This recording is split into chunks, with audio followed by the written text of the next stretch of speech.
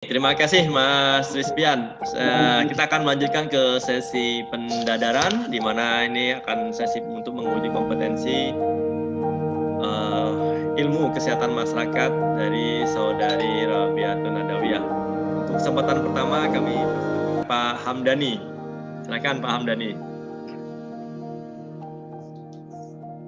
Ya, terima kasih. Kalau saya nggak tahu nih, kalau di FKM itu pendadarannya seperti apa. Kalau kami kan biasanya langsung diuji mata kuliah yang biasa ditanya dosen ya. Misalkan mata kuliah ini nilainya A langsung. Oh ya, sama Pak. Sebenarnya saya sama juga. Cuman kan kalau saya menguji mata kuliah, saya agak bingung. Ya. Aja deh, saya cuman ini aja. Tadi si Rabiatul menggunakan SPSS untuk menganalisis datanya. Apa yang disampaikan oleh Bu Tanti tadi, bagaimana proses penganalisisannya kalau misalkan perbandingan daripada jumlah laki-laki, misalkan dari 100 kuesioner, misalkan anggap aja 70 laki-laki, 30 wanita, kemudian berapa persen yang ambil datanya itu, sehingga perempuan ini yang memiliki dampak gejalanya berapa. Karena tadi kan karena laki-lakinya banyak, tentu saja dampak gejalanya banyak di laki-laki, tapi kan kita harus mengukurnya berdasarkan tadi yang disampaikan oleh Bu tadi. Nah itu yang tempat di proses analisisnya bagaimana. Kira-kira kalau pakai SPSS gimana kira-kira? Coba aja. Bisa. Ini saya jawab. Iya, langsung aja pakai dibuka SPSS. SPSS-nya bikin sendiri nggak analisisnya atau orang? Bikin sendiri, Pak. Silakan dianalisis ulang gitu berdasarkan informasi yang diminta oleh Tantri tadi. Bagaimana kalau misalkan sesuai dengan proporsinya itu loh. SPSS ini belum saya share screen loh. Ini.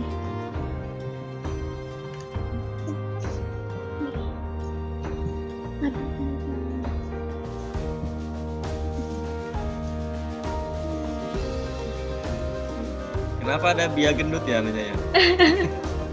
Iya Pak, supaya ingat Pak.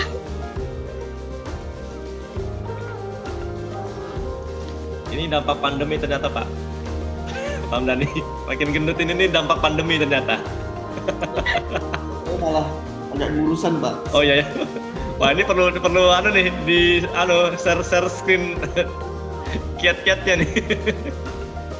Kiat-kiatnya, wah bahaya Pak. Saya kena COVID ya Pak, jadi agak ngurus dikit. 8 hari sudah 2 bulan yang lalu. Sama saya Pak Ratno.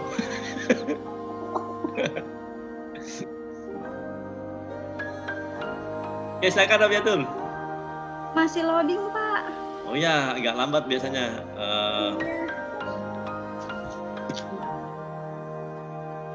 Oke, mungkin sambil menunggu Pak Hamdani, silakan kalau misalnya ada pertanyaan. Ya itu aja mungkin pertanyaan saya, kalau misalkan bisa menganalisis ulang berdasarkan ini, itu aja. Artinya saya bisa memberikan penilaian itu. Cukup. Silakan mungkin yang penguji yang lain. Oke, mungkin kita untuk Pak Hamdani kita skip dulu sambil proses loadingnya kita tunggu, mudah-mudahan bisa ini. Ya, kami persilahkan Ibu Tanti untuk bertanya di sesi pendadaran ini. Nanti akan dilanjutkan ke Pak Hamdani kembali setelah program SPSS-nya bisa terkonek. Silakan Bu Tanti. Baik, terima kasih Pak Sis. Bia, siap? Siap Bu. Support sistemnya ada, siap? Nggak ada Bu. Nggak ada. Oke, baik Bia. Tadi kan ini karena terkait dengan sambil menunggu ya SPSS-nya terbuka dan bisa tershare. Penelitian Rabiatul Adawiyah adalah desain yang digunakan proseksional. Apa alasannya memilih desain tersebut untuk penelitiannya Bia? Karena alasan saya memilih cross seksional karena penelitian saya ini diteliti pada satu waktu, Bu, dan tidak ada intervensi di dalamnya, serta di sini saya tidak mendiagnosis sehingga tidak bisa dilakukan secara case control. Oleh karena itu hanya bisa menggunakan cross seksional, Bu. Oke, baik. Terima kasih, Bia. Sebenarnya tidak ada masalah ya kita melakukan case control walaupun hanya membandingkan risiko. Tidak ada masalah. Hanya saja kalau tadi alasannya kenapa kita memilih cross sectional karena melakukan satu waktu ya? Ya, Bu. Oke. Yang kedua, apa perbedaan antara cross sectional, case control dan juga cohort? Kalau untuk cross sectional itu merupakan penelitian dalam satu waktu dan tidak ada intervensi di dalamnya.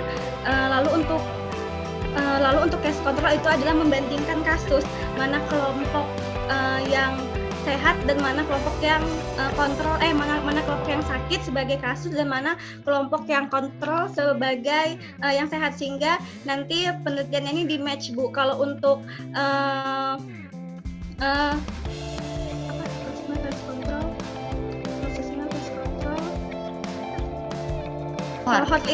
cohort itu penelitian yang dalam jangka waktu yang lama, Bu, bertahap. Kalau cohort dimulai dari apa?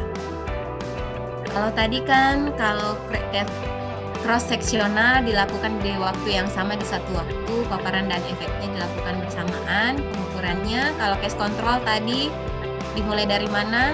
Cohort dimulai dari apa?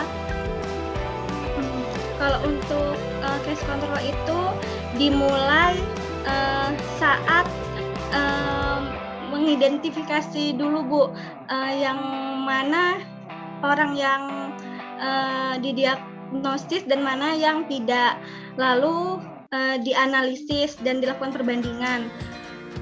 Kalau cohort itu untuk mencari akibat dulu, Bu, baru sebabnya, Bu. Kalau cohort apa? Mempelajari efeknya dahulu, Bu, dampaknya terlebih dahulu. Terbalik. Case control yang efek dulu baru paparan. Oh iya, Bu. Oke, baik. Selanjutnya, tadi caranya Bia untuk sampling menggunakan non-probability ya? Iya, Bu. Apa yang dimaksud dengan non-probability sampling? Non-probability sampling itu merupakan sampel tidak acak, Bu, sehingga semuanya tidak memiliki kesempatan yang sama, sehingga di sini saya menggunakan kriteria inklusi eksklusi dengan purposive sampling. Tak acak, Bu. Oke, selanjutnya Bia. Ini kan dia penelitiannya terkait dengan risiko terjadinya gaming disorder ya? Iya, Bu. Nah, kira-kira saran yang Bia berikan jika diterapkan dalam 5 level of prevention bisa diuraikan satu persatu mulai dari tahap pertama sampai terakhir? Pada tahap pencegahan primer itu ada tahap health promotion dan specific protection, di mana health promotion itu merupakan promosi. Seperti di saran saya tadi, saya menggunakan apabila ada mahasiswa FKM di dalamnya, maka dapat dilakukan pemberitahuan informasi terkait risiko IGD beserta pencegahannya, Bu. Untuk specific protection, di sini kan kita ketahui bahwa ternyata laki-laki ini lebih beresiko, sehingga kita dapat melakukan pengajaran seperti kontrol diri untuk laki-laki, karena berdasarkan pembahasan juga ternyata perempuan itu memiliki kontrol diri yang lebih baik. Lalu untuk pencegahan sekunder yaitu early diagnosis and prompt treatment, di mana untuk deteksi dini itu dengan cara men-screening Bu. Jadi kuesioner saya yang 9 ini memiliki tujuan untuk men-screening juga. Namun di sini saya kan tidak mendiagnosa. Namun apabila ingin mendiagnosa untuk keperluan penelitian ini skornya berbeda Bu, hanya skor 36 sampai 45 saja yang didiagnosa, sehingga ini bisa menjadi dasar untuk screening, early diagnosis and prompt treatment. Lalu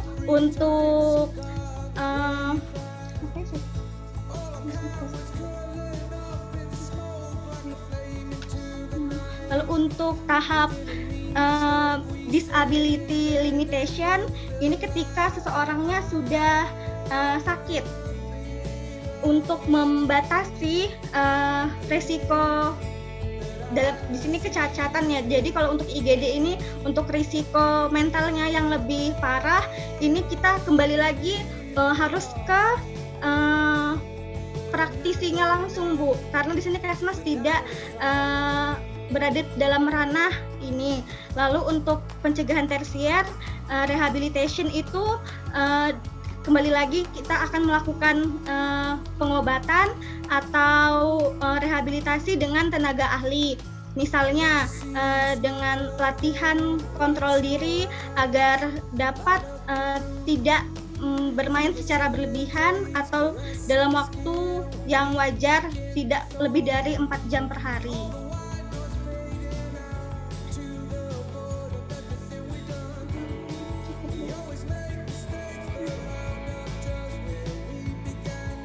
Oke, baik. Saya kira cukup Pak Sis. Saya kembalikan kepada Pak Siswanto. Oke, terima kasih Bu Tanti. Ya perlu untuk penerapan level preventionnya perlu diaplikasikan saja ya sebenarnya ya, Rob ya. Ya tadi jawabannya agak normatif ya. Ya, oke. Apakah sudah bisa dibuka untuk SPSS-nya? Sudah bisa Pak. Sudah bisa ya? Oke, kalau sudah bisa silakan share screen.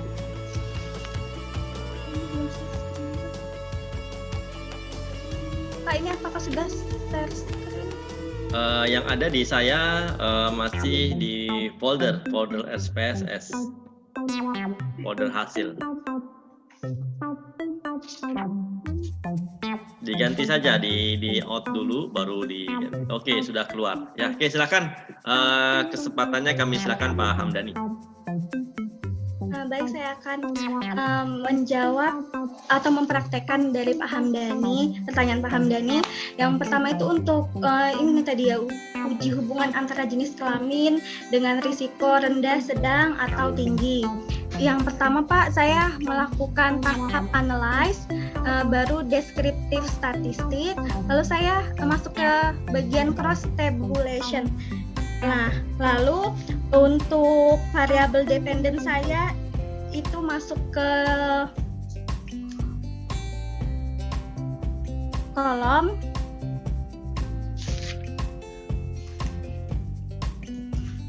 dependen saya masuk ke row Pak. Nah, independen saya itu kategorisasi IGD, masuk ke kolom statistik, uji chi-square Pak, karena di sini tabel 2x3.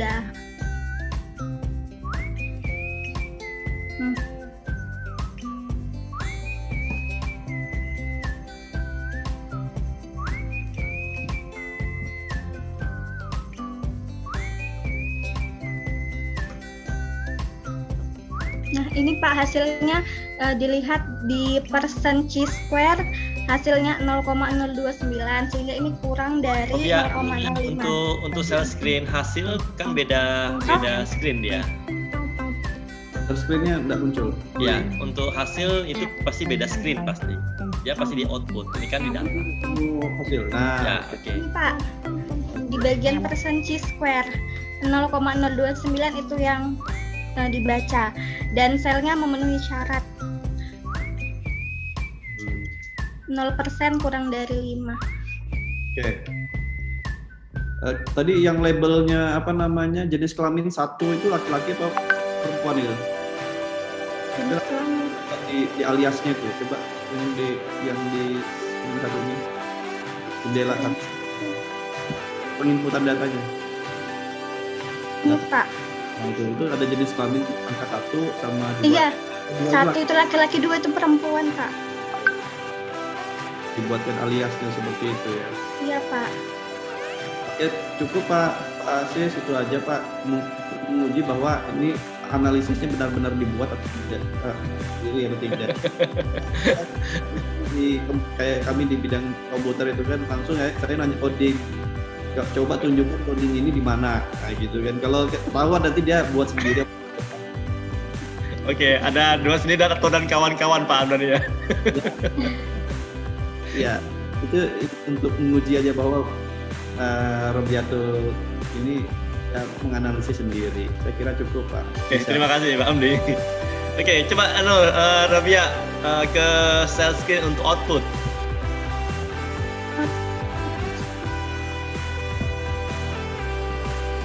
Iya Pak. Oke, nah di sini kan di kolom, di dalam kolom itu ada 1861 18 2 apa segala ini. Nah, kalau ada angka 2 apakah masuk di dalam kategori ini? Hasilnya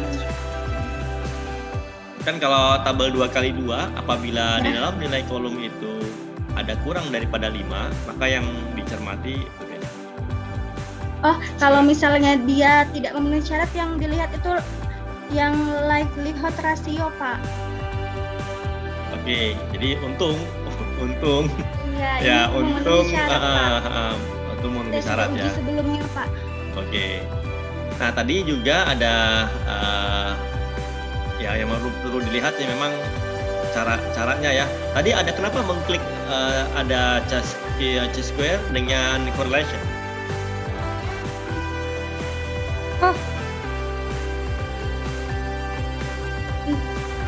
Tadi saya panik, Pak. Ya makanya Pak Hamdani tadi merasa katakan ada antara chi-square sama correlation ini kenapa diklik semua gitu. Artinya penelitian ini menggunakan uji korelasi ataukah uji chi-square? Chi-square, Pak. Oh ya, oke.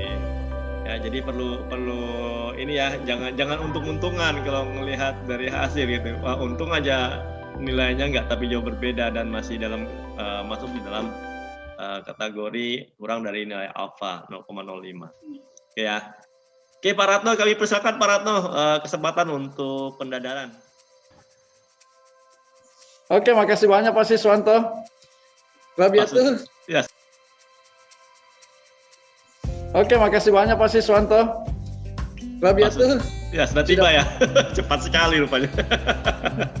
Jadi banyak tadi ya masukan-masukan tadi pertanyaan-pertanyaan tentang statistik. Kalau saya mungkin terkait tentang pengetahuan public health-nya ini yang saya mau tanyakan, yang saya mau ujikan kepada Rabiatu. Rabiatu ini kan peminatannya epidemiologi. Oke, epidemiologi. Ada berapa mata kuliah di peminatan epidemiologi? Ada epidemiologi penyakit menular, epidemiologi penyakit tidak menular, epidemiologi kesehatan lingkungan, epidemiologi keselamatan dan kesehatan kerja, epidemiologi sosial perilaku, ada tentang KLB, ada tentang investigasi wabah, ada epidemiologi sosial dan budaya. Itu Pak. Itu aja? Ada rapid survei, Pak. Mata kuliah apa? Selanjutnya mata kuliah apa yang Rabiatul paling minati?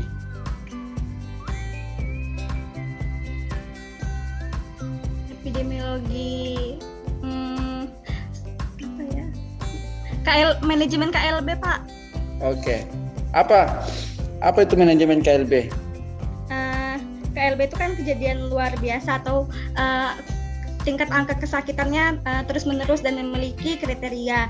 Jadi manajemen itu adalah satu cara untuk memeriksa apakah itu KLB atau tidak, lalu perencanaannya seperti apa, pengorganisasiannya bagaimana, dan evaluasinya seperti apa. Seperti itu, Pak. Oke, menarik. karena Rabiatu menyinggung perencanaannya. Oke, saya coba uji terkait tentang perencanaannya. Coba jelaskan proses penyusunan perencanaan program kesehatan. Proses penyusunan perencanaan itu ada berdasarkan 5M Pak, metode. No. Penyusunannya dimulai dari mana? Pertama saya kasih toolsnya. Identifikasi masalah kan, analisis situasi. Nah, kemudian Analisis situasi, identifikasi masalah, lalu penentuan prioritas masalah Pak. Lalu apa?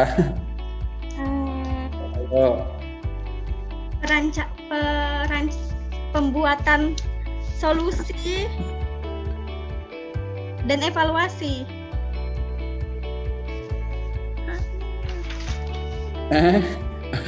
Itu ya. Oke. Belajar lagi yang baik ya. Sebagai ini catatannya buat semua calon alumni kesehatan masyarakat harus kuat analisis ya dalam menyusun sebuah perencanaan program kesehatannya. Tahapan-tahapannya harus dipahami, ya teori-teori dasar tentang public health juga harus diketahui, ya. Mungkin pertanyaan saya terakhir, kenal Hendrik Bloom? HL Bloom, iya Pak. Kenal ya, oke. Mungkin tidak ketemu tahu orangnya kan, tetapi ya minimal teorinya tahu. Nah, apa teorinya tentang? Teorinya penyakit itu dipengaruhi oleh 4 Pak, yaitu pertama hereditas atau genetik, pelayanan kesehatan, host, dan lingkungan. Oke. Yang mana paling berpengaruh terhadap sebuah status kesehatan masyarakat dari keempat faktor itu? Semuanya memiliki pengaruh Pak. Oke.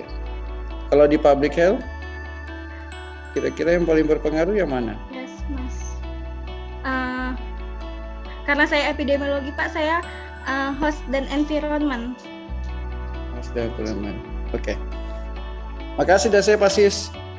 Oke, terima kasih Pak Ratno. Saya menambahkan dari pertanyaannya Pak Ratno dan Ibu Tanti. Ya, jadi kan ini sebenarnya penelitian ini mau kita kan memang fokusnya adalah pencegahan kan, benar nggak ya? Nah, jadi kalau melihat dari hasil penelitian ini mau mencegah apa sebenarnya, Pak Biatun?